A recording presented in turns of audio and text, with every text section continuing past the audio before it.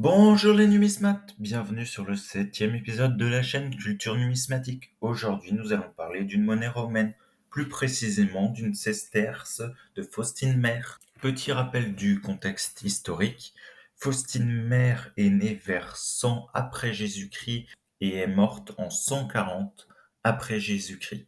Faustine Mère a eu un règne très court de 138 à 140. Tout au long de son règne, elle fut respectée et appréciée pour ses actions de charité envers les plus pauvres et pour ses actions en faveur de l'éducation des enfants romains, plus particulièrement les filles.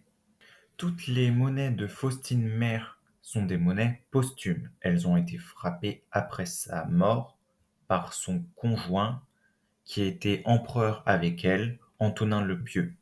Il en a frappé tout au long de son règne de 138 à 161, ce qui est un très long règne pour un empereur romain. Maintenant, nous allons passer à la présentation de la pièce de monnaie. Je tiens à vous préciser que cette monnaie n'est pas dans un état impeccable. C'est la première monnaie romaine que j'ai eue. Je l'avais achetée, je crois, 5 euros, donc c'était pas cher, mais en contrepartie, certains détails sont effacés. Sur l'avers, nous pouvons voir le buste drapé de Faustine Mère, avec des cheveux relevés, coiffés en chignon.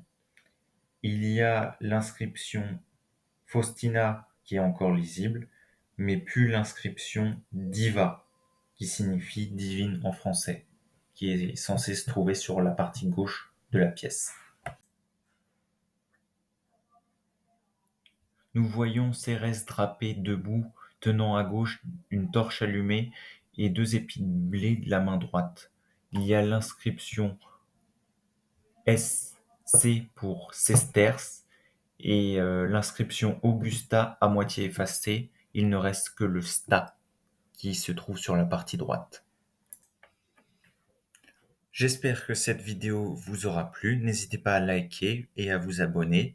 Et on se retrouve dans 15 jours pour un nouvel épisode de Culture Numismatique. Celui-ci portera sûrement sur un écu royal.